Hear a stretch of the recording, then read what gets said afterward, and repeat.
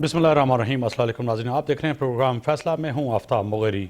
यकीननी आज जो मनाज़र ना सही पाकिस्तान समेत पूरी दुनिया ने देखे वो बड़े अहम हैं और इसके साथ साथ आज पाकिस्तान की फ़िज़ा सोगवार है और बिलखुसूस सूबा सिंध और सिंध के कैपिटल कराची की फ़िज़ा भी सोगवार है। अगर बात की जाए तो इस पर भी सियासत हो रही है और लवाहिकीन जो हैं वो इस वक्त अपने प्यारों को ढूंढने में मजबूर हैं और ये मजबूर के साथ साथ बैठ के इंतज़ार कर रहे हैं कि इंतज़ामिया की जानिब से कम नवीद सुनाई जाए कि हाँ उनके प्यारे की कहीं ना कहीं डेड बॉडी मिली या नहीं मिली। आज भी खबर ये आई रेस्क्यू इदारों की जानिब से कि एक ही दुकान में 30 से ज़्यादा अफराद की डेड बॉडी जो है मिली हैं और इसकी तस्दीक यानी कि जो है रेस्क्यू के साथ साथ हुकूमत ने भी कर ली है और खदशा जाहिर किया जा रहा है कि मज़ीद भी लाशें हो सकती हैं। इसकी ज़िम्मेदारी का तयन अभी तक नहीं हुआ, जो कि कई रोज़ से पाकिस्तान समेत तमाम हर शहरी यही पूछ रहा है कि आखिर इसके कातिल, इसके गुनहगार है तो है कौन। अगर मेयर है तो मेयर को क्या इस्तीफ़ा देनी चाहिए या नहीं। इसे आगे बढ़ के बात करें तो जो वो इदारे जो कि ज़िम्मेदार हैं उनके ख़िलाफ़ वज़ीर आला सिंध सैयद मुराद अली शाह ने और मौजूदा हुकूमत ने कोई कार्रवाई की या नहीं की। सिंध बिल्डिंग कंट्रोल अथॉरिटी, मैंने कल भी कहा था अपने प्रोग्राम में कि उनके अब तक डीजी को इखलाकन तौर पे इस्तीफ़ा देना चाहिए था, मगर अब कहीं ना कहीं ज़राए से ये भी खबर आ रही है कि डीजी एसबीसीए को अपने मनसब से हटाने का हतमी फ़ैसला सिंध हुकूमत ने कर लिया है। क्या डीजी के हटने के बाद जो नीचे स्टाफ है, जिसमें डायरेक्टर कहें, एडीज़ कहें और दीगर अमला, उसके खिलाफ भी कार्रवाई होगी या नहीं होगी? अपनी जगह पे ये भी बड़ा अहम सवाल है, मगर फैसला करना पड़ेगा सैयद आसिर हुसैन शाह साहब को, इसके साथ साथ मेयर मुर्तज़ा वहाब को, इसी के साथ साथ जो है वज़ीर आला सिंध को, इसके साथ चेयरमैन पाकिस्तान पीपल्स पार्टी बिलावल भुट्टो को भी फैसला करना पड़ेगा। कराची के लोगों की बदकिस्मती तो यही है, या तो हम गटर में गिर के मर जाते हैं या तो फिर कहीं ना कहीं हम टैंकर के नीचे आके दब के मर जाते हैं या फिर हमें आग जला लेती है। आज भी जो है कौमी असम्बली और कल भी कौमी असम्बली के अंदर इस साने पे जो है बातचीत होती रही, मगर वज़ीर दिफा ख्वाजा आसिफ साहब ने वाज़ेह तौर पर यह भी कहा कि अब 18वीं आइनी तरमीम का क्या फ़ायदा, जबकि जो इदारे हैं जो कहें कि लोकल गवर्नमेंट है वो पावरफुल हो ही नहीं, उसके पास कोई डिसीशन करने का कोई अख्तियार ही नहीं हो, सिर्फ नाम का मेयर हो और नाम पे जो है चेयरमैन हो और फैसला अभी भी जो है कहीं ना कहीं जो है सूबाई हुकूमतें कर रही हैं, तो फिर ऐसे मनसब पे बैठने के बाद मेयर का होना फ़ायदा ही क्या है। 18वीं तरमीम की ये बाज़बूत जो है कहीं ना कहीं अब वफाकी ऐवानों तक भी पहुँच रही है, मगर इसके साथ साथ कहें कि अब ये जो आग के जो लगी है वो कहीं ना कहीं ये आग अब 18वीं तरमीम को भी लपेट में ले लेगी। इस पर ही बात करेंगे। मेरे मोअज़्ज़ज़ मेहमान सेनेटर सरमद अली साहब हैं, पाकिस्तान पीपल्स पार्टी के सीनियर रहनुमा हैं, नसीर अहमद साहब हैं, रुकन हैं सिंध असम्बली में MQM पाकिस्तान, शर्जील साहब हैं, ताजिर हैं, गुल प्लाज़ा की सूरत हाल पर ताजिर रहनुमा हैं गुल प्लाज़ा के इस इशू पे, उनसे भी बात करेंगे। तमाम मेहमानों को अपने प्रोग्राम में खुशामदीद कहता हूँ और सबसे पहले नसीर अहमद साहब आपकी तरफ आऊँगा। MQM पाकिस्तान भी समझती है कि वाक़तन सज़ा और जज़ा का अभी तक तयन नहीं किया गया, जो कि करना चाहिए था। मौजूद माशरे की मिसालें आप ऐवान के अंदर देते हैं और तमाम सियासी जमातें देती हैं और वेस्ट की मिसालें देती हैं कि कहीं ना कहीं अगर ऐसे वाक़यात रूनमा होते हैं तो वहाँ के मेयर, वहाँ के हुक्मरान, वहाँ के ज़िम्मेदारान खुद इखलाकन अपने मनसब को छोड़ देते, इस्तीफ़ा देते, मगर हरगिज़ यहाँ पे नहीं है। कई रोज़ से मुझ समेत तमाम पाकिस्तान का मीडिया यही ज़ोर दे के कह रहा है कि तयन तो करें कि इसका गुनहगार है कौन। जी, आवाज़ आ रही है? मेरी आवाज़ आ रही है आपको? जनाब आ रही है। बहुत शुक्रिया आफ्ताब भाई, आपने इस अहम इश्यू के ऊपर मुझे ऑन कॉल लिया और मैं ये समझता हूँ कि सबसे पहले तो मैं उन तमाम लवाहिकीन के साथ हमदर्दी जाहिर करना चाहता हूँ जो इस हादसे के अंदर मुतासिर हुए हैं। और वैसी बात है, जिस घर का चिराग गुल होता है उसको उसी का एहसास होता है। हम सिर्फ बातें करते हैं, तबसरे करते हैं, तजिए करते हैं और कमेटियां बनाते हैं, ऐलानात करते हैं, उसके बाद फिर ये फाइल बंद हो जाती है। बहुत ही अफसोस होता है कि जो मैं कहता हूँ कि हम सब कसूरवार हैं, मैं ये समझता हूँ हम सब कसूरवार हैं। इस वक्त हालात ऐसे बन चुके हैं कि अब हमें बोल्ड डिसीजन लेने पड़ेंगे। अब मुझे बताया ना, अब इस टाइम पे तकरीबन 60 से 70 के करीब लाशें यानी बाजियाब हो चुकी हैं और अभी भी मिसिंग पर्सन 80+ हैं। अब वो मुझे ये बताएं कि इसका जिम्मेदार कौन है। आपने खुद अपने सवाल में अपना जवाब भी दे दिया है कि तमाम चीजें मैं समझता हूँ कि इन्होंने अपने हाथ में रखी हुई है। एक लंगड़ा लूला बलजाती निजाम हम पर राइज कर दिया, मसलत कर दिया। एमक्यूएम पाकिस्तान इसकी शदीद अंदाज में मुखालफत भी करती रही है। क्या हम लोग अपने उसी पुराने अदवार में रहेंगे? दुनिया चांद से पहुंच चुकी है, आज भी हम लोग उसी तरह लकीरें पीटते रहेंगे, लोग मरते रहेंगे, हम लाशों पे सियासत करते रहेंगे? भाई बस कर दो, खुदा का वास्ता है, लोगों को सहूलियात दो, मत करो ये ड्रामेबाजियां। मैं कहता हूं कि जिनके चिराग गुरु उनसे जाके पूछो। आफ्ताब भाई, आप भी अपने घर में रख के, अपने घर के सर के ऊपर रख के सोचे, खुदा न खास्ता, चलो मैं अपने ऊपर रख के सोचता हूँ, खुदा न खास्ता मेरा बच्चा होता, मेरी बीवी होती, मेरे माँ बाप उस खाने के अंदर होते, मेरी कैफियत क्या होती? हम तो सिर्फ और सिर्फ बातें कर रहे हैं ना। यकीन जानिए कि दिल खून क्या असर होता है। आज भी बता रहे हैं कि एक दुकान के अंदर से 30 लाशें उस दुकान के अंदर से मिली हैं। बताओ उनकी कैफियत क्या होगी जब वो डर के मारे बचने की खातिर उस दुकान के अंदर छुपे होंगे। शायद हम लोग यहाँ बच जाएं, लेकिन आपके लपेटे में आके सारे के सारे मर चुके हैं बेचारे। अल्लाह उनको जन्नतुल फिरदौस में जगह अता फरमाए, लबाइकिंग को सब्र अता कर रहे हैं। मैं ये कहता हूँ कि तमाम तर जिम्मेदारी इस सूबाई हुकूमत पर आती है और तमाम तर मगर सर जिम्मेदारी यहाँ पर कता कला भी माफ़ कीजिएगा, यहाँ पर कहीं पे ये भी तो होता है कि आज भी बात हो रही थी कौमी असम्बली में, सेनेट में, और कादिर पटेल साहब ने भी कल जब बात की तो उन्होंने तमाम की तमाम तोहफ़ों के रुख जो है आपकी जानिब और जमात इस्लामी की जानिब कर दिए और आप पे ही इल्ज़ाम आयद कर दिया कि आपके दौरे हुकूमत में जमात जो है दौरे हुकूमत में हुआ क्या, किस तरह से परमिशनें दी गई और शहर कायद में जो ये कंक्रीट का जाल जो बिछाया गया और आसमान को छूती हुई इमारतें जो हैं वो भी आपके दौरे हुकूमत में हुई। यानी कि MQM उस वक्त इत्तेहादी भी थी और जो है शहर का निज़ामत भी आपके पास थी पूरी। हाँ बिल्कुल आफ्ताब भाई, मैंने उनकी स्पीच सुनी थी और बड़ी तसल्ली के साथ सुनी थी। देखें, अपनी गलती को छुपाने के लिए दूसरों पर आधारा डाल देना ये एक रवायती अंदाज बन चुका है, चाहे हम हो चाहे कोई भी हो। भाई इस वक्त अमर ये है कि इस वक्त जो हादसा हम उससे बात कर रहे हैं ना, अगर उस वक्त भी एमकेएम जिम्मेदार है, हम आज भी कहते हैं हम किसी को शेल्टर नहीं देते। हम कहते हैं अगर उस वक्त भी कसूरवार है, आज भी अगर हम कसूरवार है, हमें सजा दी जाए ना। आप सजा और जजा का तयन तो करें। अभी अब अनकरप्टेड 17 साल से सिंध हुकूमत है। मैं कहता हूँ चले आज हम इस बात को एडमिट भी करते हैं, चलो ठीक है हमारी गलती है, हमारी कोताही है, लेकिन हमारे को सजा क्यों नहीं दी? हमें सजा, हम तो अपने आप को पेश करने नहीं तैयार है। सर साथ ही रहेगा सेनेटर सरमद अली हैं साहब, हैं पाकिस्तान पीपल्स पार्टी के सीनियर रहनुमा हैं। सेनेटर साहब बहुत शुक्रिया। फरमाइएगा सर। सेनेटर साहब, ये जो गुल प्लाजा का जो सानिया है सर, इस पर अब सियासत भी तो हो रही है, मगर इसके साथ साथ बढ़ के बात करें सर, आप और हम, मैं तो कल से कह रहा हूं कि आप मानेंगे कि आप शर्मिंदा हैं कि आप उन शहर कायद के लोगों को बचा नहीं सके? सर बिल्कुल हम शर्मिंदा हैं कि ये वाक़या हुआ है, लेकिन मेरे ख्याल में हमें हम भूल जाते हैं ये सब चीज़ें हम कर रहे हैं और हम कहते हैं कि जी जिसकी सबसे पतली गर्दन है उसको में रस्सी डाल दो, और सबसे पतली गर्दन जो है हमें पीपल्स पार्टी की नज़र आती है। और एक हमारा मसला ये है कि हम बैठ के एक स्पेसिफिक ऐनक लगा के पीपल्स पार्टी को देखते हैं। जिस वक्त हम गवर्नमेंट को देख रहे होते हैं तो हमने वो ऐनक लगाई होती है जो हमारे दोस्त माने ना माने वो एक एंटी सिंधी, एंटी सिंध और एक एंटी पीपल्स पार्टी की ऐनक है, जिसके अंदर जो अच्छा काम होता है वो किसी और ने किया होता है और जो बुरा काम होता है जिसका पीपल्स पार्टी से कोई ताल्लुक भी नहीं हो वो पीपल्स पार्टी के गले में डाल दो।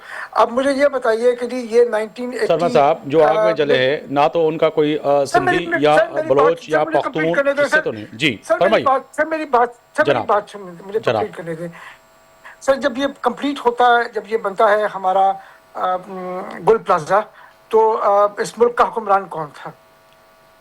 ठीक है, एक सवाल पूछ रहा हूँ। जनरल ज़िया उल हक थे। 1986-87 में ये बनता है। उसके बाद इसके अंदर शुरू होता है जो, और कराची के मेयर कौन थे? अफगानी साहब मेयर थे। उसके बाद शुरू होता है चीज़ें होनी, फिर 93 फिर 98 में आके इसकी 97-95 में इसकी कंप्लीशन होती है, और उसके बाद आके 98 में कहा जाता है कि जी इसके अंदर हमने एक्सटेंशन करनी है, और एक्सटेंशन जो करनी है वो हमने करनी है जो राहदारियाँ हैं उसमें, जो पार्किंग है उसके अंदर, और जो मुख्तलिफ दरवाजे हैं जो एग्जिट्स हैं उनके ऊपर, वहाँ पे दुकानें बना दी जाती हैं और पार्किंग को उठा के ऊपर शिफ्ट कर दिया जाता है छत के ऊपर। और मैंने आपका सर तवज्जो से इसलिए सुना। सर एक मिनट सर, पीपल्स पार्टी को गालियां दें, बहुत बुरी गालियां पार्टी नहीं दे है, रहे, लेकिन खुदा के लिए गालियां नहीं दे रहे, मेरा भाई है, गालियां नहीं देंगे मगर बद्दुआएं देंगे, गालियां नहीं देंगे सर, बद्दुआएं देंगे। क्या क्या सर, क्या सेनेटर साहब सुनिएगा, मेरे आप भाई हैं जिनके बच्चे जल के इससे खाक बन गए, वो बद्दुआएं तो देंगे, उनका इतना तो हक है, गालियां क्यों देंगे सर? बद्दुआएं दें नेमतुल्लाह को, बद्दुआएं दें सर देंगे ना, वो तो यकीन नहीं, आपके हाथों पे लहू तलाश कर रहे हैं इसीलिए कि अगर उन्होंने गलती की, आपके बकौल आप मेरे लिए बहुत काबिल एहतराम हैं, क्या अपना वो लहू जनरल जाके हाथों पे जाके ढूंढे, नेमतुल्लाह खान के जाके हाथों पे ढूंढे, जो है जमात इस्लामी के हाथों पे ढूंढे? सर आप है इस वक्त सिंध हुकूमत आपके पास है, मेयर आपके पास है, इसके ऊपर बाकायदा इंक्वायरी होनी चाहिए, इन्वेस्टिगेशन होनी चाहिए कि ये किस आदमी ने। सेनेटर साहब आप कम से कम अपने सफों में तो दुरुस्ती की करते, कोई शहर कायद के इन शहीदों के, इन जो है हलाक होने वाले लोगों के जख्मों पे मरहम तो डालते, कम से कम कोई इकदाम तो उठाते कि भाई हाँ हमने सजा जजा की, हमने एसबीसीए के डीजे को हटाया, हमने एडीडीडी को हटाया जिसकी जरूरत थी वहां पर। आफ्ताब भाई, एसपीसीए का डीजी 2003 में एसपीसीए सर आज उसकी जरूरत है। अगर मैं चैनल 5 पे आज मौजूद हूं तो मैं इस वक्त इस प्रोग्राम के हर लफ्ज की जिम्मेदारी मेरी है। नक्शा तो 2003 में हुआ सर। आज चले सरमद साहब, आज बात करते ही रिकॉर्ड पे रहिएगा, आपका भी इस शहर से ताल्लुक है, मेरा भी इस शहर से ताल्लुक है, ये बताइएगा ये आखिरी बिल्डिंग नहीं है, इस वक्त जो बिल्डिंगें बन रही है क्या उसमें एसबीसीए जिसकी जिम्मेदारी है, फायर अलार्म मौजूद है, इमरजेंसी एग्जिट मौजूद है? सेनेटर साहब आप पूछेंगे, वजीर आला पूछेगा, मेयर पूछेगा, नासिर शाह साहब पूछेगा, मगर नहीं पूछते।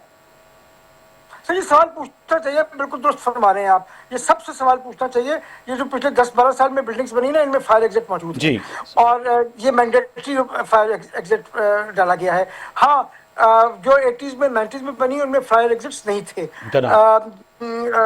जो लेकिन जो जिस वक्त हुकूमत हाथ उठाती है तो ताजिर बरादरी चीखने लग जाती है कि जी हमारी रोजी पे लात मारी जा रही है। बिल्कुल, आपने ये सवाल उठाया तो ताजिर रहनमा भी मेरे साथ मौजूद है, सेनेटर साहब साथ रहेगा, शर्जील साहब तो फैसला कर लें। जी आप फैसला करना पड़ेगा सर, ये सिर्फ आपके लिए आप ऑडिट होना चाहिए। जी बिल्कुल साथ ही रहेगा सेनेटर साहब, ऑडिट होना चाहिए, सेनेटर साहब साथ ही रहेगा, ताजिर रहनमा, शर्जील साहब मौजूद है। शर्जील साहब आप सबसे पहले जो पाकिस्तान पीपल्स पार्टी बारहा कई दिनों से जब से ये आग लगी है हम बात कर रहे हैं, तो तमाम पाकिस्तान पीपल्स पार्टी या फिर हुकूमत से वाबस्ता अफराद जो है, जो रहनुमा है, वो आके यही कह रहे हैं कि जी लिस्ट जारी की थी तमाम शहर कायद में उन इमारतों की, उन शॉपिंग मॉल की जो कि गिरने वाले हैं या वहाँ पर ऐसी सहूलतें नहीं हैं, कार्रवाई करते हैं तो ताजिर रोड बंद कर देते हैं, एहतजाज करने आ जाते हैं कि सबसे बड़ा इकनॉमी का हब और हमारी इकनॉमी तबाह हो जाएगी, कारोबार तबाह हो जाएगा। तो सर आप एहतजाज क्यों करते?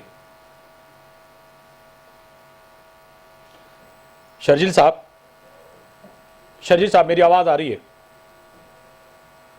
सर माइक अनम्यूट कर दीजिएगा, आपका म्यूट है शायद। शर्जील साहब, शर्जील साहब चले कोशिश करें। नसीर साहब ये तो कम से कम सेनेटर साहब ने माना, सेनेटर सरमद अली साहब ने, कि जी बिल्कुल होना चाहिए, जो कि करना चाहिए, सवाल उठना चाहिए, मगर वही वाला इस वक्त बात हो रही है कि वो माजी में लेके जा रहे हैं कि माजी के जो जिम्मेदारान थे उन्होंने कोई मैं इसलिए लेके जा रहा हूँ कि ये बिल्डिंग हमारे ज़माने में बनी नहीं, तो हमें क्यों इसकी जिम्मेदारी डाली जा रही है?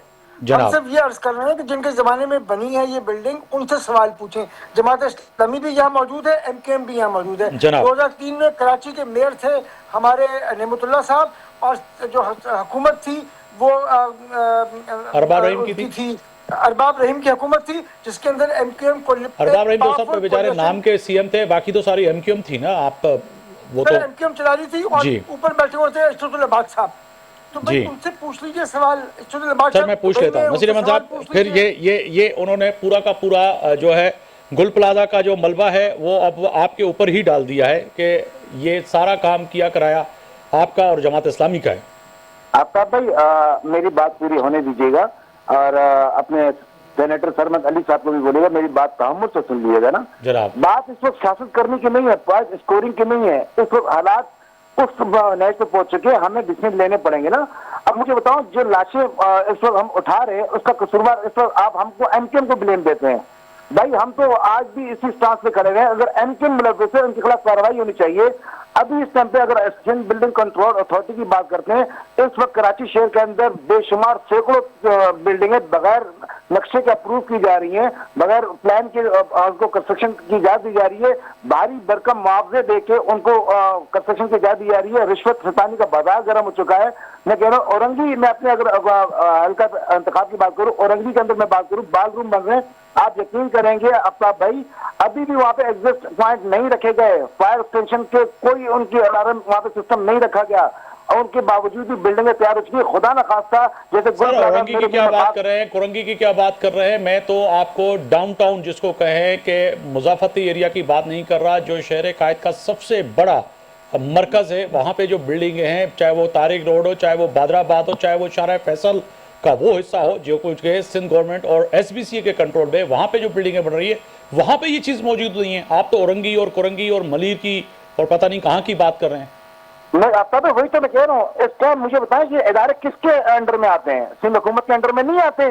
इनसे कौन पूछेगा? ये असल में ये सारी की सारी दाल ही काली है ना, ये खुद मिले में। मैं बता रहा हूँ, एक डायरेक्टर की पोस्टिंग के लिए करोड़ों रुपए दे के पोस्टिंग दी जाती है। किसी भी जगह पे एक एमसी लगने के लिए भी लाखों रुपए पैसे दे के पोस्टिंग दी जाती है। किसी भी इदारे में जाओ आप, बगैर पैसे काम नहीं होता। जब तक हम रिश्वत सिपाही का बाजार को गर्म करके रखेंगे तो इनकी दुकानें चलती रहेंगी। ये आज जो हादसा हुआ ये हमारे लिए सबक है। हमें अपनी गलतियों को मानना चाहिए, हमें अपनी गलतियों को सुधारना चाहिए। मैं बता रहा हूँ ना, इसमें हमारे रहनुमा बैठे। सर, फिर कादिर पटेल वाली बात, अगर ये जो सिस्टम है और जिसका आगाज और बुनियाद जो है सिस्टम का, चाइना कटिंग का, और उसमें से आपने रखा, एमक्यूएम ने रखा। आज एमक्यूएम पाकिस्तान है और एमक्यूएम के वही रहनुमा जो आज अरबपति भी बन चुके हैं, जो एक चप्पल में आए थे, बाइक पे आए थे, आज उनके पास लैंड क्रूजर, पेजारो, पता नहीं कौन कौन सी गाड़ियाँ जिनके मुझे नाम ही नहीं आते, या तो वो कनाडा या तो फिर ह्यूस्टन टेक्सास से लेकर अमेरिका की मुख्तलिफ रियासतों में और यूरोप में बैठे हुए हैं। तो ये तो फिर वो इल्ज़ाम ये भी तो लगाते ना कि आप लोगों ने इस शहर के साथ क्या किया, एमक्यूएम ने क्या किया। दावा तो करती है कि हम इस शहर के वारिस हैं, लावारिस नहीं है शहर, मगर दूसरी तरफ इन लावारसी की जो नवीद है जो इस वक्त सुनाई दे रही है, उसके भी जिम्मेदार फिर आप हैं। आपका भाई देखिए, आप बात कर रहे हैं, अगर एमक्यूएम की दौर की बात कर रहे हैं, अगर आपका कैमरा पूरे कराची के अंदर लेके घूमेगा ना, तो आज भी आपको लोग याद करेंगे। एमक्यूएम का दौर अल्लाह करे वापस आ जाए। एमक्यूएम के दौर हुकूमत में जितनी तरक्की हुई है, मुस्तफा कमाल भाई के दौर में जितनी तरक्की हुई है, और लोग आज तक भूले नहीं है। तो 17 साल जो इस वक्त जो इक़्तिदार हुकूमत में बैठे हुए लोग हैं, आज उनको लान तान कर रहे हैं, आज उनको कोस रहे हैं। वो वक्त को याद करें जब मुस्तफा कमाल मेयर थे, आज भी वही मेयर है। इसीलिए कहता हूँ कि आप मुआवजा करें, बिल्कुल सेफ साइड होकर आप करें, पॉजिटिव वे में बात करें कि लोग इस वक्त एमक्यूएम को देख रहे हैं कि कब इनका बलजाती इनका दौर आएगा, उसके बाद फिर जाके ये चीजें सही होंगी। लोग, मैं बता रहा हूँ कि लोग कराची के लोग क्या गटरों में गिर के मरने से उनकी जिंदगी रह गई है? कोई स्नैचिंग के दौरान मारे जा रहे हैं, कोई डंपर के नीचे आके मारा जा रहा है, कोई बिल्डिंग गिरने से मारे जा रहे हैं, कोई आग लगने से मर रहे हैं। तो इसका जिम्मेदार अभी इस टाइम पे कौन है? और क्या पीपल्स पार्टी इसकी जिम्मेदार नहीं है? अब मेयर कराची जब आग लगती है तो 1 घंटे बाद करा उस जगह पे स्पॉट पे पहुंचते हैं। क्या मतलब है यार? अल्लाह के वली, आप लोग सोचो इस बात को। क्या उनके पास इसमें इख्तियार नहीं था कि वहाँ पे फौरी तौर पे वहाँ पे रेस्क्यू के लिए टीमें भेज देती थी? मैं कहता हूँ कि इस टाइम पे जो वहाँ पे स्टाफ जो आया था, फायर ब्रिगेड का अमला आया था, उनके पास तो वहाँ फैसिलिटेशन नहीं। मैं शजी साहब की तरफ जाऊंगा, ताजिर रहनुमा है। शजी साहब फरमाइएगा, आपका टेक या आवाज आ रही है मेरी सर आपको? शजी साहब मेरी आवाज आ रही है? आवाज नहीं आ रही, मुझे आवाज नहीं आ रही सर। कोशिश करें कि अब आपकी आवाज़ मुझ तक और मेरे नाज़रीन तक पहुंच पा रही है। फरमाइएगा सर, जो सेनेटर सरमद अली साहब या फिर कहें कि जो हुकूमत का नुक्ता नज़र है वो बड़ा है, मैं वो कह रहे हैं कि ऐसी बिल्डिंगें जो कि मौजूद हैं, अभी भी मौजूद है, अल्लाह ना करे कोई बड़ा हादसा कल रूनमा हो जाए, मगर उसकी जिम्मेदारी फिर ताजरों पर आयद होती है। ताजर हजरात जो है वो कहीं ना कहीं सड़कों पर आ जाते हैं, एहतजाज करते हैं कि हमारे साथ ये क्या हो रहा है। शजीर साहब मेरी आवाज आ रही है? चले कोशिश करें, क्योंकि ताजिर जी, मेरी आवाज आ रही है? चले सेनेटर साहब, मैं आपकी जी तरफ सर। आऊंगा। वो तो यही कह रहे हैं कि आज उस एमक्यूएम को याद कर रहे हैं और आज लोग बदुआएं और दुआ कर रहे हैं कि एमक्यूएम वो वाली वापस आ जाए जो कम से कम शहर के अंदर तरक्की करवाती थी, लोगों के काम कर दी थी, सेक्टर यूनिट मौजूद थे। और आज जो है कम से कम ये लोग इस आने के बाद अब डिमांड कर रहे हैं कि वो एमक्यूएम वापस आ जाए। आप समझते हैं कि एमक्यूएम वाकई वो वापस आनी चाहिए? सर मैं बात नहीं करना चाहता एमक्यूएम के हवाले से कि वापस आ जाए या ना आ जाए, और जो एमक्यूएम का दौर था, यानी कि वो आपके आपको पूरे निजाम को वो कह रहे हैं कि फेल हो कराची चुका है में- पूरा निजाम। सर कराची में लोग जिस खौफ के जरिए जिस खौफ के तहत रहते थे, वो आपको भी पता है, मुझे भी पता है। मेरे ख्याल में उसकी कहने की जरूरत नहीं है। मैं खामखा में इस तरफ नहीं जाना चाहता। बुनियाँ मिलती थी या जो भी मिलता था, I don't want to get into those details. मैं सिर्फ ये कहना चाहूँगा कि देखिए एमक्यूएम भी कराची में एक स्टेक होल्डर है। जिस तरीके से पीपल्स पार्टी स्टेक होल्डर है, जमात इस्लामी स्टेक होल्डर है या पीटीआई स्टेक होल्डर है, उस तरीके से एमक्यूएम भी कराची में स्टेक होल्डर है। अगर ये चाहते थे कि मुस्तफा कमाल का दौर वापस आए और उस किस्म का दौर वापस आए, तो इनको चाहिए था कि जब बल्दियाती इंतखाबात हो रहे थे कराची में, उसके अंदर ये पार्टिसिपेट करते। बिल्कुल। इन्होंने उसके अंदर पार्टिसिपेट नहीं किया। जब आपने पार्टिसिपेट नहीं किया तो आप तो कराची के शहर की नुमाइंदगी सच नहीं कर रहे ना। अगर आप पार्टिसिपेट कर रहे होते, तब आपने पार्टिसिपेट किया होता, आपको सीटें मिली होती, तो आप कराची शहर की नुमाइंदगी कर रहे होते। आप तो इस वक्त नहीं है वहाँ। ये तस्वुर करना कि जी हम अपने दिमाग में डाल देना कि जी हम तो नुमाइंदे हैं कराची के, आपने बेशक इंतखाब में हिस्सा लिया हो या ना हो, आप समझते हैं कि आप कराची के ठेकेदार हैं, वो नहीं हो सकता। कराची का कि हम सब स्टेक होल्डर्स हैं। हम सब स्टेक होल्डर्स को बैठ के बहुत सारी चीज़ें करनी है। सबसे अहम चीज़ जो है ना, जो कराची का एक, ये एमक्यूएम भी मेरे ख्याल में हमेशा कहती रही है, और ये सबसे बड़ा मसला है ना, कराची का लोग रियलाइज़ नहीं करते, वो ये है कि कराची में एक जुरिस्डिक्शन नहीं है।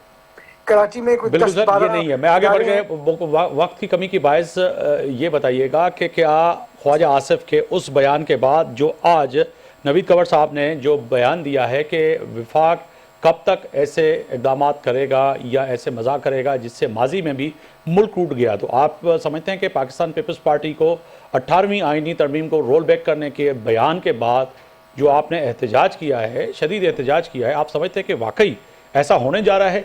Sir Khawaja Asif is a joker, he is a clown जी उनको आपको सीरियसली मैं तो समझता हूँ लेना ही नहीं चाहिए। सर, वजीर वो तो दिफा मेरे हैं ख्याल में एक non serious, sir non senator साहब, वजीर सीरियस दिफा है, PMLN के अहम रहनुमा हैं। है तो किस किस्म के वजीर दिफा है सर? वजीर दिफा की तो हैसियत आपको भी पता है, सेक्शन अफसर से ज्यादा नहीं होती।